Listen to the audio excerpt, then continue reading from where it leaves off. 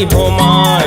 विंध्याचल ले विंध्यवासने संबलपुर समो लाई हो माय। मैया संबलपुर समलाई हो माय, मैया संबलपुर समलाई हो माय। मई हरली माँ शारदया जा डोंगर गढ़ बमो लाई हो माय।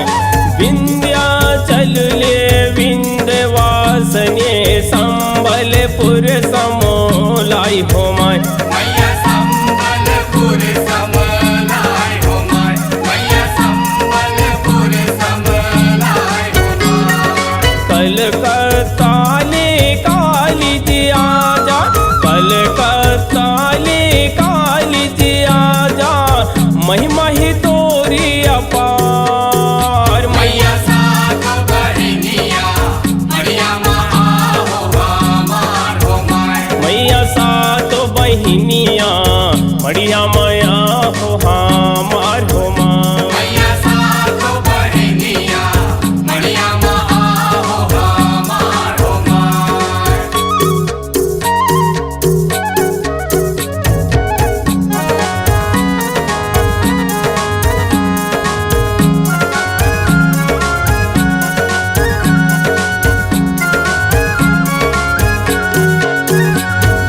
दंतेवाड़ा दंतेश्वरी आजा रतनपुर महामाई हो माय।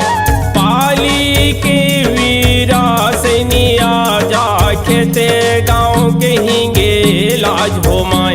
मैया खेते गाँव के हिंगे लाज हो माय, मैया खेते गाँव के हिंगे लाज हो माय।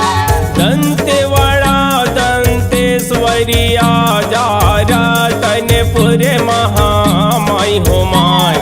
पाली के वीरासनी आजा खेते गाँव के हिंगे लाज हो माय। मैया खेते गाँव के हिंगे लाज हो माय, मैया खेते गाँव के हिंगे लाज हो माय। राजन ग्राम के नौ दुर्गा जी आजा, राजन ग्राम के नौ दुर्गा जी आजा, भक्ति के उड़ते बहार। मैया सातो बहिनिया मरिया आओ हमार हो माय। मैया सातो बहिनिया मड़िया माया हो हमार हो माय। मैया सातो बहिनिया मरिया आओ हमार हो माय।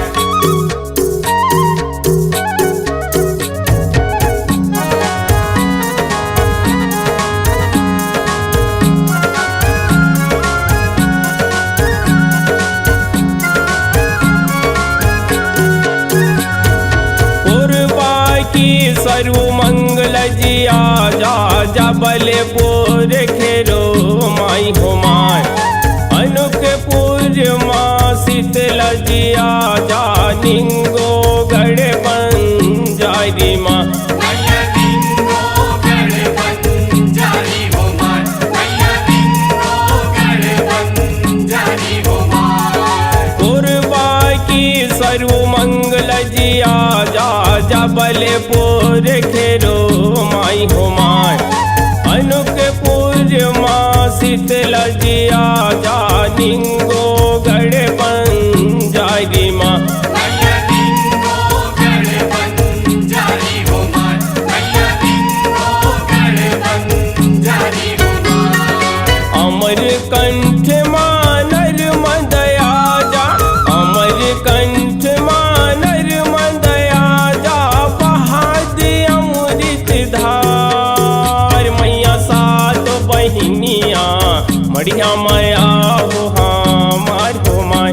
मैया सातो बहिनिया मरिया आओ हमार हो माय। चैत कुंवारो माँ बोयो जवारा, चैत कुंवारो माँ बोयो जवारा, न्योता तोला भेजाई के